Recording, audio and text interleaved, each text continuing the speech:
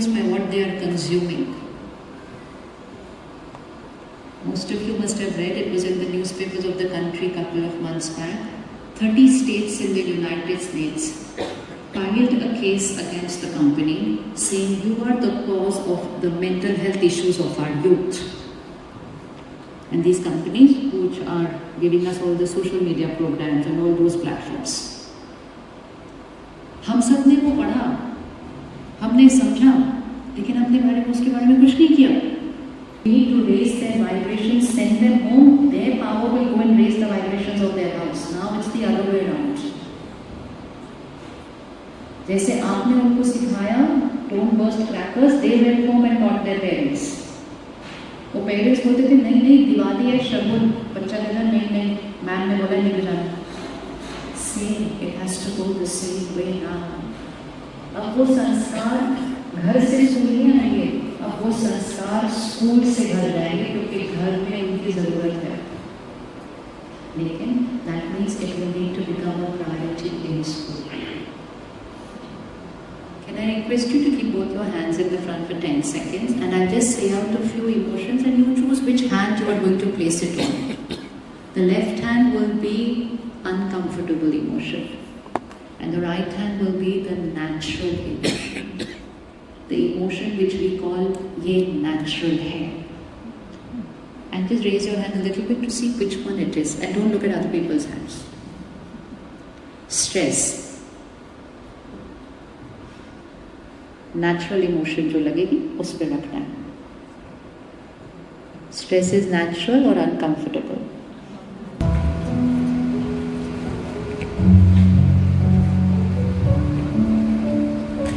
Gathering the stars in one frame, a momentous stroke of regard, with our esteemed guests, each one shining beacon of excellence. Not only students from who are academically bright are able to talk in classrooms, but it's actually each and every child in the classroom must get that comfort that he or she is being heard or listened to and is able to communicate properly in the classroom setting. I would start off with teachers first because ultimately it's the teacher who drives the classroom, and it's the way a teacher communicates in the classroom determines how his or her class will go. And effective classroom teaching not only just involves speaking, it also involves listening, it also involves effective way of reading and writing. And sometimes I would like to start this off with one of my experience. I still remember in class 8 when I was being asked by my English teacher to read from that NCERT book, and when I fumbled, the entire class, made fun of me. And I still have that, that memory alive in me, and that has impacted, for a long time my confidence. Example of a teacher who motivated me and who kind of, I still remember that was I think class 4th or 5th, where my maths teacher motivated me and said that you are doing exceptionally well and you have a huge future ahead in life, especially in mathematics. And I took mathematics as my optional in civil services and I scored the highest in the country. I don't have to use the panelists here, but the topic of the panel discussion given is building bridges through effective communication. Now, when I was listening to Sister Shivani, one thing that came to my mind was the reason and rationale why we started high school norms. And the first reason was that we often think that communication is only through words. And we forget that it could be through energy, but most importantly, मैं हमेशा बोलता हूँ कि बच्चे कानों से नहीं आँखों से सीखते हैं. When as a father you take them out for a dinner and you keep your mobile away, that's when they learn how to keep their mobile away. When as a father you touch your dad's feet, then my son learns how to touch my feet. So बच्चे कानों से नहीं आँखों से सीखते हैं. So communication can be varied and complex, but the focus of the panel discussion today is to explore the vital role of communication in fostering stronger relationships, whether it is between educators, administrators, parents and students.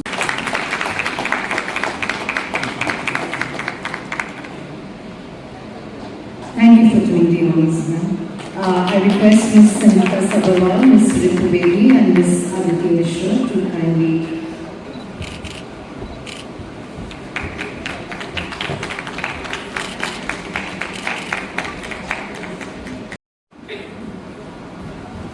I request Mr. Akhilesh Chandra, Ms. Mishra.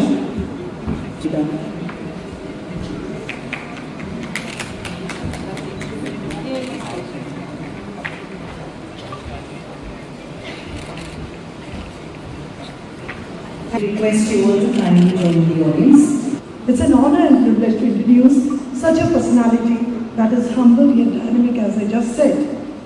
As an alumnus of IIT Delhi, Shri Nishant Yadav got into prestigious Indian Administrative Service at the age of 23, by clearing the civil services in his very first attempt. I think that needs a big round of applause. Post his BTech, he was serving at the Royal Bank of Scotland as a business analyst. But the passion of serving people compelled him to opt for civil services. And we are thankful, sir, that he opted for that. There has not been a looking back for him since then. From efficient handling of the reservation agitation as STM Sonipat, to effective methods of recruitments as Secretary of HPSC, Shri Yadav ji has excelled everywhere. His out-of-the-box approach, technological interventions, and urge to help the needy efficiently are amply reflected in the transformation of Karnal, a historical city of Haryana. ये और भी महत्वपूर्ण हो जाता है कि हम एक अच्छा एग्जाम्पल सेट करें देश के सामने, स्टेट के सामने, ना केवल करिकुलम में, ना केवल एकेडमिक लर्निंग में, बल्कि हमारी जो इमोशनल क्वेश्चन है उसको डेवलप करने में, better way of communication develop करने में, सो दैट बच्चे ना केवल करिकुलम सीख करके बाहर निकलें, बट वो ओवरऑल क्वालिटीज सीख करके बाहर निकलें जो बाकी कहीं शायद जगह ना पढ़ी जाती है। और दूसरा और भी इम्पोर्टेंट मसला ये है कि जो हम पढ़ा रहे हैं, जो वो बच्चे एक्चुअली सीखें और प्रैक्टिस करें। मुझे महाभारत का छोटा सा इंसिडेंट याद आता है, आपने कई लोगों ने स्टोरी सुनी होगी। वो both Pandava and Kauravas used to practice under Dronacharya, जिनके नाम पे गुरुग्राम का नाम रखा गया है गुरु का ग्राम, क्योंकि कहा जाता है कि गुरुग्राम एक वो गांव था जो हस्तिनापुर ने, राजधानी में गुरु द्रोण को उपहार में दिया था। एक वो प्रथा होती थी कि गुरुओं को अपना जीवन यापन करने के लिए प्रॉपर्टीज, एसेट्स दिए जाते थे, एरियाज दिए जाते थे। जिस प्रकार से दानवीर कर्ण को, राजा कर्ण को, जो करनाल आज की डेट में जिसको अंगदेश कहा जाता था, जिसके नाम पे करनाल सिटी बनी, वो दिया गया था। इसी प्रकार से द्रोणाचार्य को, गुरु द्रोणाचार्य को गुरुग्राम जो है वो हस्तिनापुर के द्वारा दान में दिया गया था। सो गुरु द्रोणाचार्य पांडव और कौरवों को पढ़ाते थे गुरुकुल में, और उन बच्चों को सिर्फ साल में एक बार ही अपने देश जाने की अनुमति होती थी, अपने जो राजधानी उनकी हस्तिनापुर होती थी वहाँ जाने की अनुमति होती थी। वेल, आज जीपीएससी का एनुअल कॉन्फ्रेंस है, ये 22nd ऐसा ओकेजन है, और इसमें जितने हमारे जीपीएससी के 52 स्कूल्स हैं, they have participated. The topic was kept as communication, and इस पे डिस्कशन हुआ कि किस तरीके से बेटर कम्युनिकेशन स्किल्स डेवलप करें। In general also it's a good platform कि जहाँ पे हमारे सारे एकेडमिक इंस्टीट्यूशंस हैं वो एक प्लेटफॉर्म पे आकर के और डिस्कशन करते हैं, एंड नेचुरली फिर उसमें सरकार को भी पॉलिसी फॉर्मुलेशन में हेल्प मिलती है। और गुड़गांव का हम सब जानते हैं कि एजुकेशन की फील्ड में बड़ा अच्छा नाम है। हमारे यहाँ देश भर के जो बड़े एजुकेशन इंस्टीट्यूशंस हैं वो यहाँ पे हैं, और काफ़ी पायनियर हैं अपनी अपनी फील्ड में। हम देखेंगे तो हमारे यहाँ के जो बच्चे हैं जो इन स्कूल्स में पढ़ते हैं, उन्होंने ना केवल नेशनल लेवल पे बल्कि इंटरनेशनल लेवल पे भी अच्छा नाम किया है। और इसलिए ये और भी इम्पोर्टेंट हो जाता है कि हम समय समय पे इस तरह के आयोजन करते रहें, ब्रेनस्टॉर्मिंग करते रहें ताकि एजुकेशन की फील्ड में और किस तरीके से बेहतर तरीके से हम एजुकेशन सिस्टम को बना सकते हैं उस पर काम हो सके। सर देखा जाए तो हरियाणा में जो कि हर समय कुछ ना कुछ बच्चों को मैंने बहुत ज़्यादा पुरस्कार दिया जाता है। अभी भी जैसे आपके द्वारा मुझे मालूम चला कि कल बाल दिवस के उत्सव उपलक्ष्य में भी कुछ। हाँ, सरकार की हमेशा देखिए नीति रही है, पॉलिसी रही है कि बच्चों को हमेशा मोटिवेट करें, प्रोत्साहित करें। और हरियाणा अगेन जैसे मैंने कहा कि इस मामले में एक अग्रणी राज्य जो है वो रहा है, लीडिंग स्टेट रहा है। और हमारी कोशिश आगे भी यही है कि हम बच्चों को प्रमोट करें, उनको उनकी जो स्किल सेट है वो किस तरीके से इम्प्रूव कर सकते हैं, उनके अंदर जो प्रतिभा है उसको एक प्लेटफॉर्म दें कि ताकि वो परफॉर्म कर सकें। आगे भी हमारी तरफ से ये कोशिश रहेगी और इसमें दोनों सरकार भी और प्राइवेट सेक्टर भी दोनों मिल करके एक कंबाइंड एफर्ट है कि ये टीम गेम है, टीम एफर्ट है, दोनों एक टीम की तरह मिल करके काम करते हैं। जी सर, एक गुरुग्राम जो कि गुरुग्राम नाम जो कि काफ़ी टाइम से ये जाना जा रहा है, लेकिन अभी भी कई लोग गुड़गांव पे ही अभी लटके हुए हैं, तो उनके बारे में क्या कहना चाहेंगे? इस बार 26 जनवरी को हम गुरुग्राम सॉन्ग जो है वो पहली बारी प्रदर्शित करेंगे और हमारे स्कूल के बच्चों ने ही बनाया है। ब्लूबेल्स के कितने बच्चों ने, कुछ बच्चों ने ब्लूबेल्स के मॉडल स्कूल के कुछ बच्चों ने मिल करके इसको पूरे के पूरे को कंपोज किया है, बनाया भी है। तो बच्चों को मेरी तरफ से बहुत शुभकामनाएं हैं और मैं उम्मीद करूंगा कि जो हमारे रेजिडेंट्स हैं गुरुग्राम के वो इसको पसंद भी करेंगे और इसको एमुलेट भी करेंगे। तो 26 तारीख को इसे किस तरह से देखा जाएगा? 26 जनवरी जो हमारा जिला स्तरीय प्रोग्राम होगा ताऊ देवीलाल स्टेडियम में, वहाँ इसको लॉन्च भी किया जाएगा, परफॉर्मेंस भी की जाएगी। Present a token of gratitude to Major General Peter, please. Ma'am. Right on stage is Sandesh Pennington, Ms. Monica Sagar, Ms. Rupert, to kindly present a token of gratitude.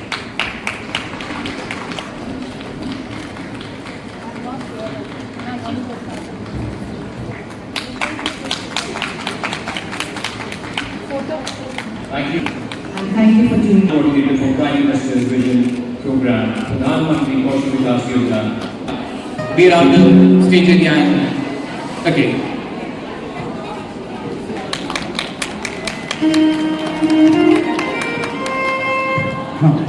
अगले पर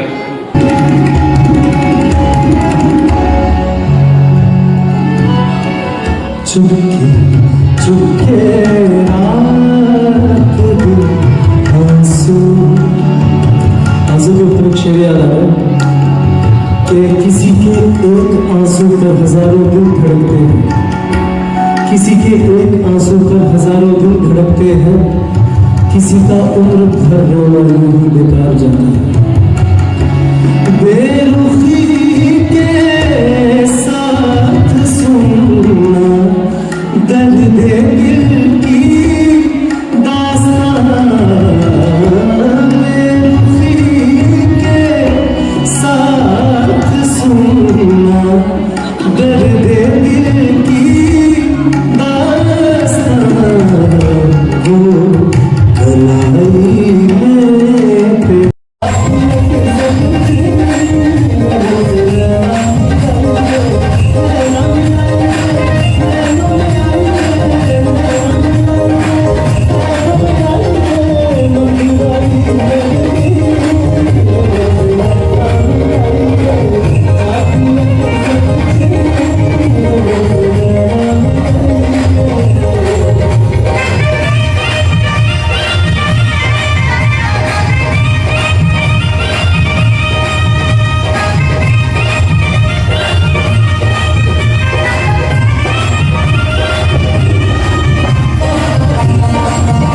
नमस्कार, मैं Charu Maini, principal DAV public school sector 49 Gurgaon से, और GPSC जो Gurgaon progressive school council है उसकी मैं चेयरपर्सन हूँ, और मेरे साथ मेरी टीम है मैम अलका जी। आप पहले अपना बताइए कि आज आपने ये जो कि बहुत सफल प्रोग्राम हुए, और कम से कम हमने भी थोड़ा सा काउंट अपने हिसाब से किया कि 50 के अराउंड में स्कूल के टीचर्स, पेरेंट्स, टीचर्स, प्रिंसिपल ने यहाँ पे आया और बहुत आनंद पूर्वक इन्होंने प्रोग्राम को देखा और गुड़गांव प्रोग्रेसिव स्कूल्स जो कि एक सह उदय यानी कि राइजिंग टुगेदर इकट्ठे मिलके चलने उठने की एक ऑर्गेनाइजेशन है सीबीएसई की। उसमें हम 52 स्कूल हैं और उन सबके प्रिंसिपल्स और उनकी टीम्स ने शिद्दत दी। इसके अलावा बहुत से नॉन जीपीएससी मेंबर स्कूल्स को भी बुलाया गया था, उनके भी प्रिंसिपल्स थे। इस बार का जो थीम था वो था कम्युनिकेशन द ह्यूमन कनेक्ट, यानी कि जो हम वार्तालाप करते हैं वो ही एक ह्यूमन कनेक्ट बनाने के लिए बहुत ही आवश्यक है। हम क्या बोलते हैं, कैसे शब्दों का चयन करते हैं, इन सब के ऊपर ये प्रोग्राम था। मैम जी, इस प्रोग्राम में मुख्य अतिथि के रूप में कौन कौन आए हुए थे? मुख्य अतिथि के रूप में डॉक्टर हिमांशु गुप्ता जो कि सेक्रेटरी सीबीएसई हैं, मिस्टर निशांत यादव जो कि डीसी गुरुग्राम हैं, सिस्टर शिवानी बहन बीके शिवानी उन्होंने वो भी आई थी, उन्होंने वो कीनोट स्पीकर थी। ये सब थे यहाँ पर। तो मैम आप अपना नमस्कार, मैं Alka Singh, principal Bluebells model school sector 4 और जीपीएससी में मैं वाइस चेयरपर्सन हूँ।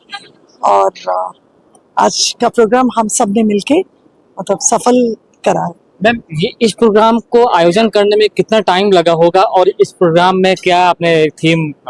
हमारा थीम जैसे मैम ने भी कहा कि कम्युनिकेशन और ह्यूमन कनेक्ट, कि हमारे शब्द, हमारे जिस तरह से हम बातचीत करते हैं उसी से इंसान एक दूसरे से जुड़ता है। तो हमारा थीम तो ये था और आयोजन करने के करीबन हम पिछले 3 महीनों से लगातार इसके लिए काम कर रहे थे ताकि एकदम सफल हो ये प्रोग्राम हमारा।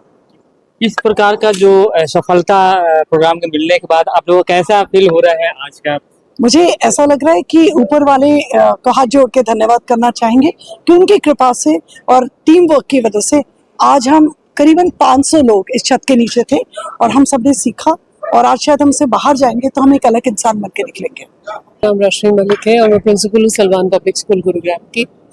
और आज हमने जो कॉन्फ्रेंस आयोजित की, ये हमारी एनुअल कॉन्फ्रेंस होती है और इस बार का थीम बहुत ही स्पेशल था क्योंकि इस थीम की वजह से हम बच्चों को शायद सेल्फ अवेयर होना सिखाएंगे। आज के दिन जो सिस्टर शिवानी ने बहुत सारा हमारे को नुस्खे बोल सकते हैं बताए, बहुत सारे मेथड्स बताए जो हम अपने स्कूलों में अपने बच्चों के साथ कर सकते हैं, जिसकी वजह से बच्चों को अपनी वाइब्रेशंस हाई करने का बिल्कुल मतलब उनकी मेथड पता चलेगा। और बहुत ही अच्छी बात हुई कि स्कूलों में इकोसिस्टम हमारे को बहुत अपलिफ्ट करना पड़ेगा। शिक्षकों वगैरह को सबको बहुत मेहनत करनी है क्योंकि घर पे उस तरह की परवरिश अब नहीं पा रहे हैं बच्चे। तो ये सारा हम स्कूलों के ऊपर ये अब भार पूरी सोसाइटी डालने वाली है, डाल ही दिया है उन्होंने कोविड के बाद तो, कि हम लोगों को सबकी मेंटल हेल्थ का बहुत ख्याल रखना है और बच्चों को मतलब अच्छी सोच वाला बनाने की कोशिश करनी है ताकि इस दुनिया में हमारे बाद भी यहाँ पे अच्छी सोच और पॉजिटिविटी चलती रहे। नेक्स्ट मंथ में सीबीएसई बोर्ड का 10th का एग्जाम होने वाला है, तो उसके लिए क्या कहना चाहेंगे जो बच्चे अभी? बच्चों ने बहुत अच्छे से तैयारी कर ली होगी अभी तक, जिन्होंने नहीं की अभी भी समय है, कर लें। और अपने टीचर्स पे बहुत डिपेंड करें, स्कूल के टीचर्स पे, क्योंकि बाहर जाते हैं इधर उधर धक्के खाते हैं, वो टाइम वेस्टेज है। अपने स्कूल के शिक्षकों के ऊपर जितना वो डिपेंड करेंगे उतना उनको ज्यादा फायदा होने वाला है। मेरा नाम संदीपा राय है और मैं director principal Rotary public school sector 22 Gurgaon से हूँ। मैं जीपीएससी में एक सेक्रेटरी की पोजीशन होल्ड करती हूँ और आज का ये जो कॉन्फ्रेंस था, ये नए टेक्नोलॉजी रिड ज़माने में जब हमारा हर बच्चे के पास एक डिवाइस, एक कम्युनिकेशन के इतने साधन हैं, तभी भी जो ह्यूमन कनेक्ट है, जो माँ बाप से या दोस्तों से, वो सारा कुछ डिजिटल ही रह गया है।